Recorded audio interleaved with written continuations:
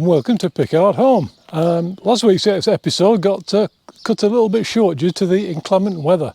In fact, just after I filmed the end screen, we had a massive thunderstorm. But it's fantastic for the garden, so I'm not complaining. It's just it just slowed me up a little bit on the wall. Yeah, the weather's really fantastic now. In fact, it is 25 degrees. But because of the thunderstorm, everything's nice and fresh.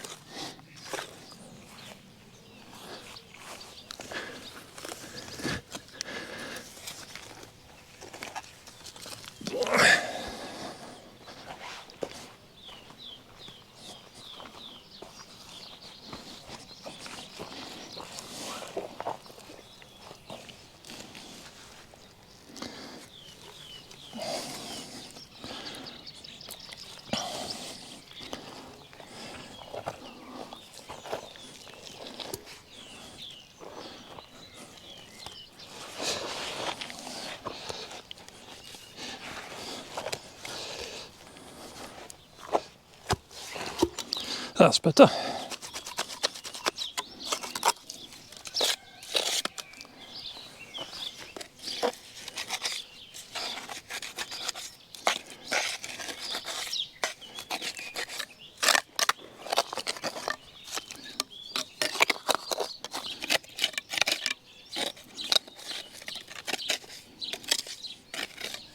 So what I'm going to try and do is do some work on the wall every day.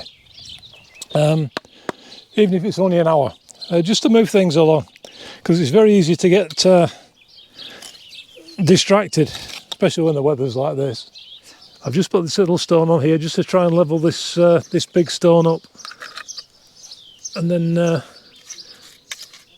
it's much easier when we put the next big heavy stone on. It's much easier to level it up, because obviously we want this front edge nice and square, so we can hang the gate off it.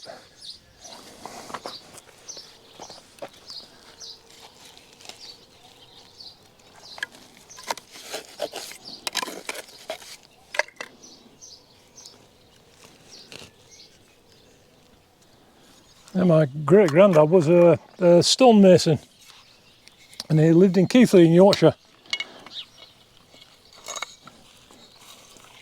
So I suppose doing things like this kind of runs in the family. Although I'm a mechanical engineer, not a stonemason, but I enjoy it. And obviously he'd probably be laughing at me now if he saw this, but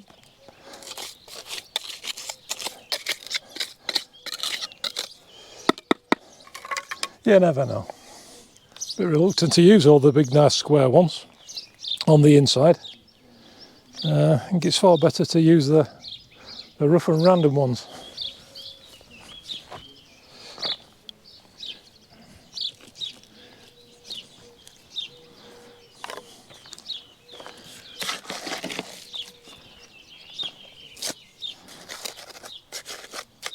You won't actually be able to see these ones because they'll be lit inside the wall, but it's all added strength. And what I'd like is this wall to be here in a few hundred years, so I'm going to make it nice and strong, and it will actually get better with age. You know, once we get not much on this side, because this is kind of southwest facing, but on the other side maybe we get a little bit of moss growing on there and some lichen on the damper side of the wall, and it'll just look better. The longer we leave it, the better it'll get, which is nice.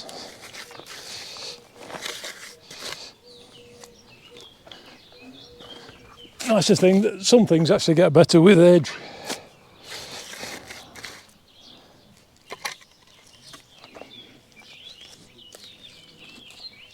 The local herons have discovered our pond, and obviously we're full of koi, and it's rather so we've been on sort of koi protection duty. I've been getting up at 5:30 in the morning, just as the sun starts to come up. I've been out there. In fact, the other morning I sneaked out just before first light and I put one of the garden chairs in the hedge and just sat in the hedge really quietly. And lo and behold, within 5 minutes, a huge big heron landed right in front of me. So I jumped up and chased it off. And I haven't seen it since. But in the distance, we've got a big old dead oak tree. And late in the evening, it regularly sits on there, so I've got to keep coming out. Once it goes dark, there's no problem. But at dawn and dusk, we've got to be on koi protection duty in case the herons come down. Because my parents had a pond back in England, and we gave them a load of, before we left England, we gave them a load of ghost carp. And within 3 days, the heron had eaten them all. So it's up to me to protect the koi, and it makes it worse because they're actually spawning at the moment. So they're splashing about and making quite a commotion in the pond. So anytime a heron flies over, they get lots of silver flashes and bright orange flashes. And it's kind of like a red rag to a bull. So I've got to be on duty. In fact, we've had a pair. There's a big male heron, and the female is quite mottled coloured. The heron's quite big and blue and grey, and he sticks out like a sore thumb. But the female, when she's silhouetted against the hedge, just completely disappears, and until she moves, you don't even know she's there. Which is fantastic for her, but not so good for the koi. In fact, we built the pond, it's 2 years ago now, and I think our neighbours thought we were crazy because we still had lots of work to do on their houses, which we still do. But it's been unbelievably worth it because it's brought so much nature into the garden. We had like a rocky waterfall section, and I came out the other morning and there was a huge big buzzard just sat on top of the rock, looking really majestic.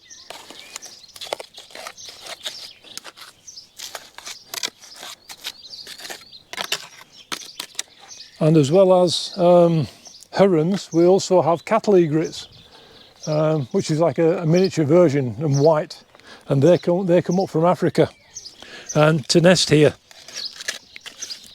But so far, they haven't taken any interest in the pond, thank goodness.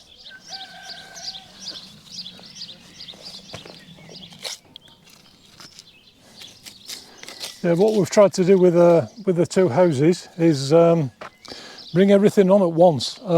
So we haven't neglected the garden. We've put a lot of effort into the garden. We've done the koi pond. We tried to establish new fruit trees as quickly as possible. Now, whether this is the right decision or not, I don't know, because obviously fruit trees take time to establish, so to get them in as soon as possible is kind of the best thing. But it's also a distraction because it distracts you away from doing the house.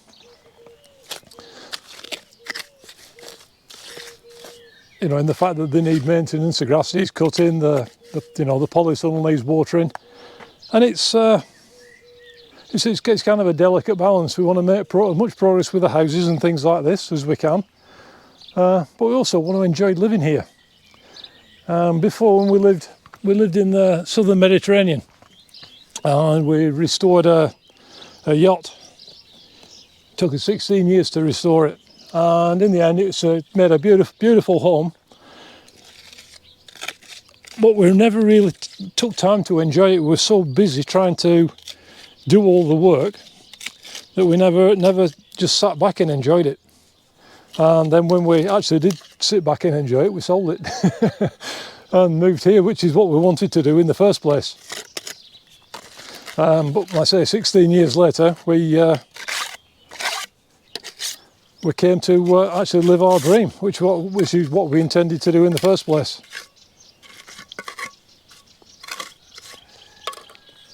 Well, I love the ocean, I love the sea, but I also love the green. And southern Mediterranean the weather's superb, obviously. but it's just not green. And I really miss the green and miss the seasons, because down in Andalusia, it's either scorching hot or pouring down and really windy. Not very often. It rains, but when it rains, it really rains. And there's kind of two seasons. And we missed autumn, we missed spring. Because down there, you wake up one morning, it's gone from winter to summer. And the temperatures jump up to 30 degrees plus, and then that's it the sunshine's beautiful. But we get sunshine here, but we also get the green. Yeah, we love it here. And of course, we can always take a trip to the seaside. So we have kind of had the best of both worlds. Yeah, so we haven't actually lived in, yes, it's 24 years ago since we left England. Can't add up, it's 22 years.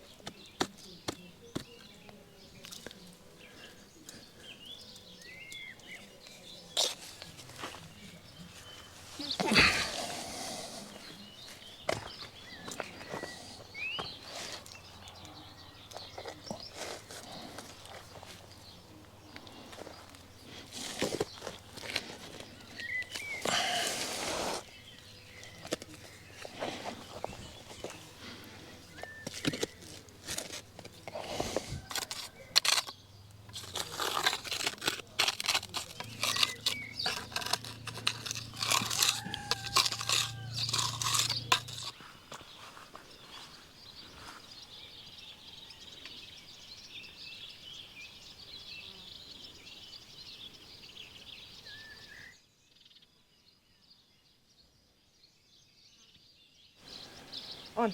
Okay, so we've got mum hedgehog and a little baby hedgehog there, and another one at the other side. You can just see him there, look. He's curled up, the little baby. So we're going to leave him really quietly. So mum's there all curled up, and what we've got to do is get the dog away. And mum's just standing there, look. Can you see mum there? So she's all really quiet now, all still covered up. The other little baby has gone underneath all this straw. So we're going to leave him quietly now. I'm going to fence this area off, then the dog can't get anywhere near. It wouldn't do any harm to them, I don't think, the hedgehogs, but they are covered in fleas. And obviously we don't want to annoy them. So I'll fasten this off for now, and then later this evening I'll remove it all, we'll take the dog inside and they can wander about. Obviously they've got all these fields to go at.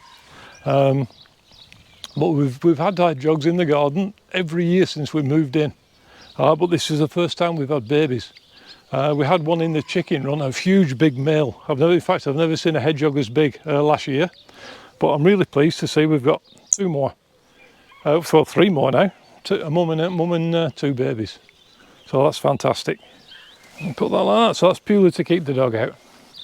So they can have a nice relax now, because they're pretty much nocturnal. The hedgehogs come out, it's kind of late evening. They trundle about in the dusk. And then all night they'll wander all over the thing. They pick up slugs and worms and possibly even snails. So it's really nice to have them in the garden, which is absolutely superb.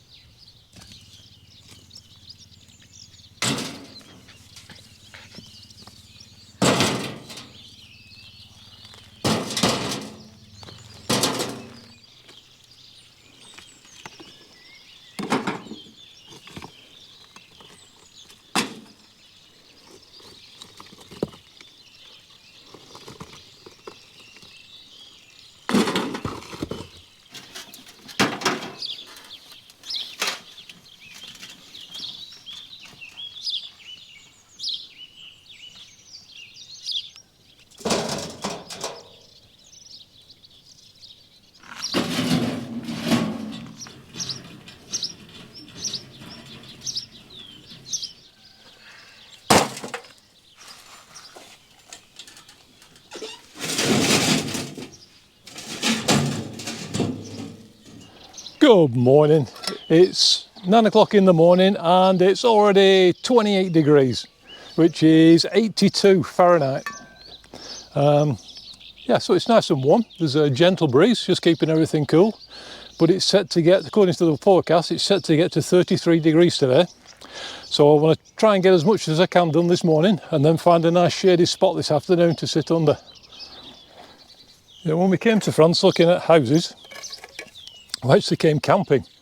We jumped in the car, basically got our tent and came here and just started looking around, because we'd looked on the internet and it's never kind of the same, because you don't know how close you are to other things. You know, whether there's a barking dog, you know, next door that you don't like, or whether there's somebody that likes playing bagpipes at 12 o'clock at night. And it's always nice to be able to come and see a property at different times. And obviously we had a criteria. We needed at least an acre of land, so we could have a huge vegetable garden. It needed to be south facing as much as possible. The reason for this is for the solar panels, and another reason, we wanted it to be sheltered but not in a really steep valley. So if you have a really steep valley like this in winter time, you don't get much sun. So it had to be quite open but sheltered all at the same time, and we literally found this place. It was the last house we were looking at in this area, and it fitted the bill completely, because also we needed a barn and we wanted a big workshop, and it fitted exactly what we wanted. Oliver and Miriam have got the end barn, which they're converting into their house at the present, and it's just worked out really, really beautiful. We've stepped out of our front door onto our own land. The only thing I would like is this, if this road was a little bit further away, but there's so little traffic on it, it's a minor concern. One of the things we didn't realise when we bought the house is south-southeasterly facing slightly. So in summertime, where you are now, the sun comes up in the morning, it goes right over the top of the house and then down at the other side. And gradually, as it gets to like July and August, it moves back a little bit. And in July and August, from about 2:30, the front of the house is in shade. In June now, it takes it till about 4 o'clock. And we get the shade from the front of the house, so it's beautiful to sit out in the afternoon. You know, when you've had a hard day's work and you just want to sit and chill out, but you don't want to be in full sun, it makes it. And we didn't realise when we bought the house how important that was, because we have one of our neighbours who's directly south facing, and they get sun on their house until 10 o'clock at night, you know, in the midsummer, and they're really, really hot. So we're very, very lucky that we've got this ideal position that we never actually planned for. We just wanted a south-facing house, but it's worked out beautifully. And another thing on our requirements was to have a well, or to be able to dig a well reasonably easily. So obviously, if you're on the top of a hill, to dig a well, you've got to go a long way down to get down to the groundwater. Whereas, because we're part way down the valley, almost near the bottom of the valley, our well, even in the driest of summers, never runs dry. And yet our neighbours further up the hill, their well runs dry sort of August, at the end of August, September, depending on the amount of rainfall, of course. Yeah, so we had a lot of things to consider before we bought it. It wasn't just a matter of, oh, this looks pretty, let's buy it. Because when we bought it, it didn't look pretty at all. In fact, all the front of the house had all been cement rendered grey, and it wasn't exactly picturesque. It isn't like the pretty kind of cottage that it's getting to now. It took a little bit of imagination. I know a lot of people would prefer to live in a village, or you know, to have things around them. We really love the countryside, and we like it's not isolation, because we do have neighbours, but it is super quiet. You know, on the sides that face the road, we have this this fine chicken wire. I don't know if the camera will pick it up. This fine chicken wire mesh on all the bits that face the road. But on the rest of the house, all the bits that face into open land, there's no chicken wire at all. So the hedgehogs and stoats and weasels and squirrels, and not that it's going to bother a squirrel, or red squirrels are in abundance here. And it's nice to be able to let the wildlife come into the garden, because it's an important part of living here. Obviously the hedgehogs come in and they eat all the slugs and any other unwanted guests from your vegetable patch, which is nice. And it was really nice to see actual three young, and they all look super healthy. I had a little quick look at them, just check for if there were, because you can get like a tick infestation. But they all looked in really, really good condition. Really little fat hedgehogs. It was superb to see. Really enjoyed it.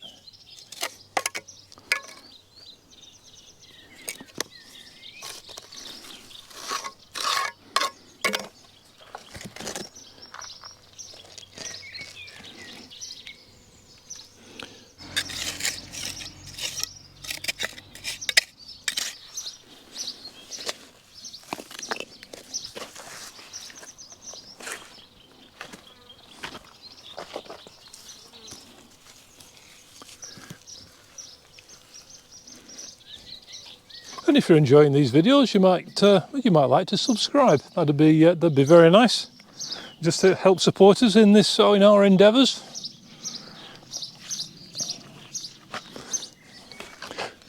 And click like, because that lets YouTube know that you're enjoying these videos, and it can pass it on to other like-minded people that might also enjoy them. And also my heron patrol. Well, I normally get up around 5 o'clock, but just I've been get up at 5, and I let the dog out straight away, and I just walk around the garden, because we've had the heron here trying to take all the koi from the pond, and as I've said before, I scared one away the other day, and so far we've had no further incident. I mean, there's so many lakes around here, it's not like they're spoilt for choice. But I can see the attraction in our pond, because it's literally like a smorgasbord of koi. We've been uber successful with the fish. We started off with 9, and last count we had 109. The fish keep spawning, but they're big enough now that what happens is they spawn, and any fry that do hatch, they tend to eat them. Being koi, so the population's kind of steadied down to around 109 fish. Now, whether this affects their growth, and they stay smaller. If we had less fish, would they get bigger? I don't actually know, because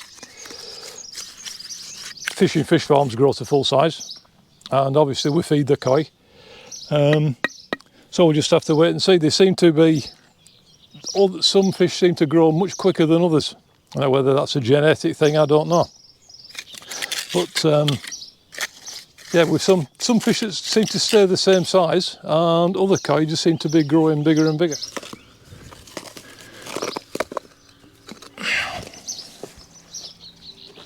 Oh, look at that one, made to measure.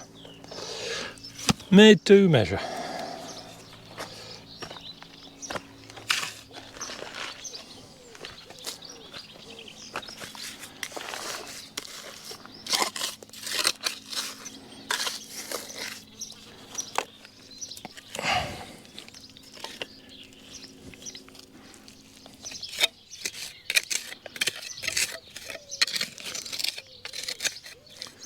A little lizard. Hello, little fella.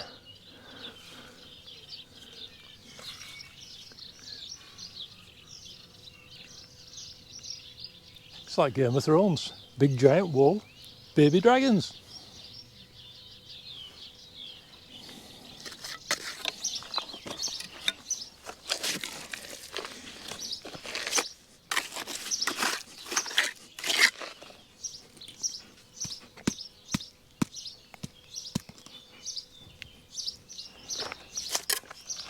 and it looks like we're going to have a bumper crop of fruit this year. All the apple trees are fully laden.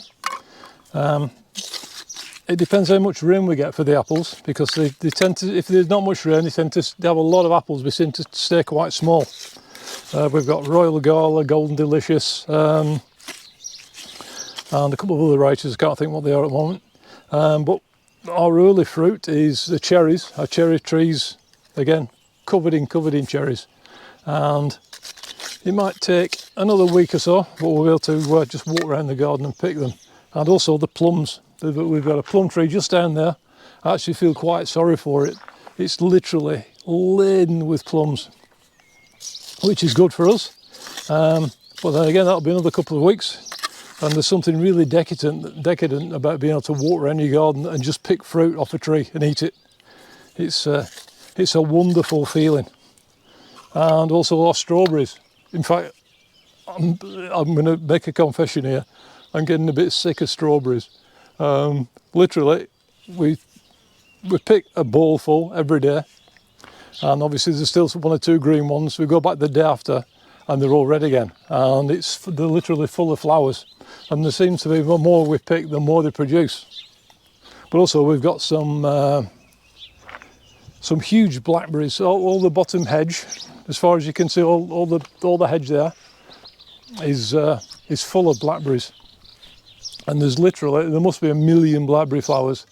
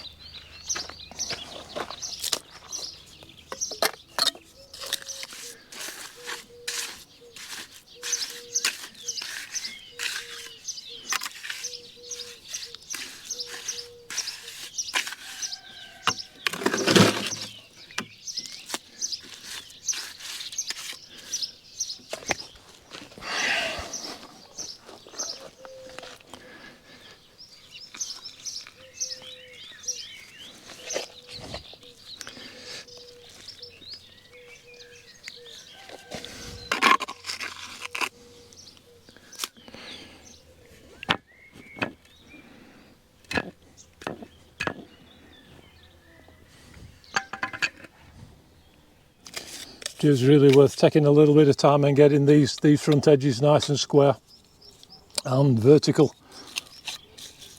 because it makes it so much easier when you come to put the steel on for the hinges for the gate post.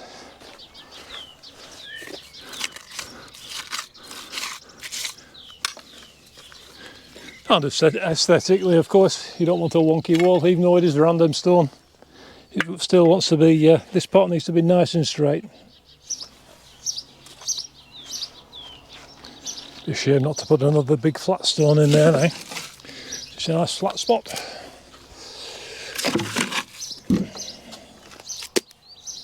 I'm measuring these because they're big and heavy. No point picking a big heavy one up if I'm not going to use it. So 32. Don't want to pick one up that's too big.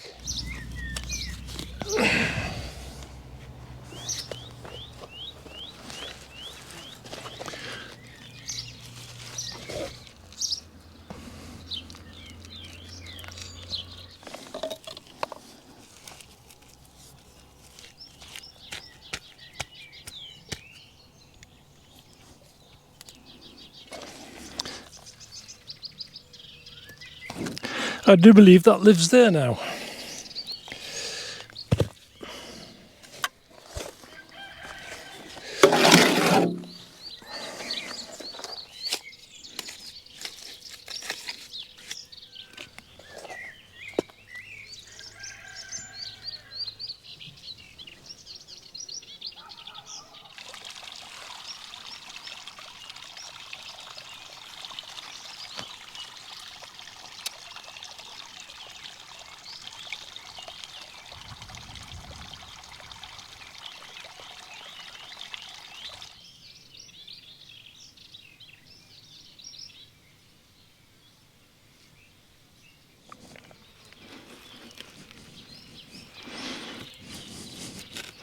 It's another beautiful day here in southeast France. A bit later today. I've been and watered the garden, which takes me well, takes all of us a couple of hours to make sure everything's properly watered. Because the temperature yesterday actually got up to 34 degrees, which is all right for sitting in a swimming pool, but not so good for building walls. But I'm not complaining. It's, you know, it's gorgeous. You know, it's much nicer than rain. And I hope it's nice where you are.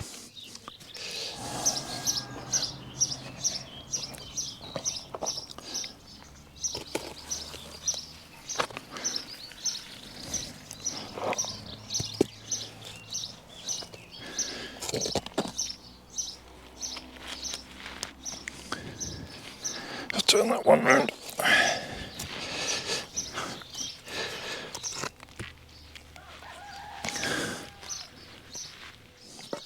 It seems quite ironic that this being Pickard home, Pickard is actually a French surname.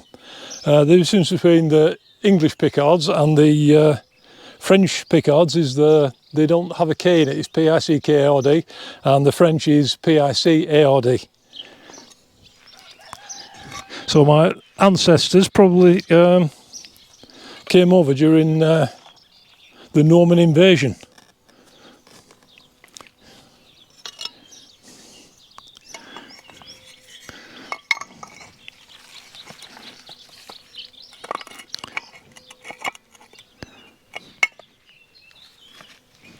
And now we're back.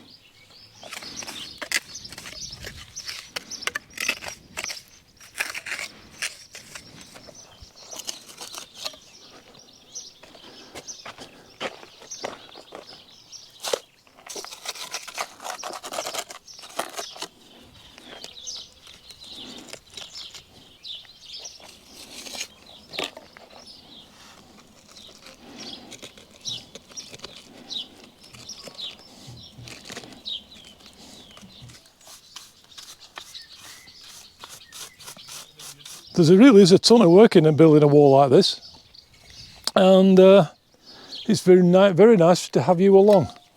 So if you'd like to see us again, don't forget subscribe and click the bell icon so it lets you know when the next video goes up. So I'll see you all in the next video. Bye bye. Oh, remember, make a life, not just a living.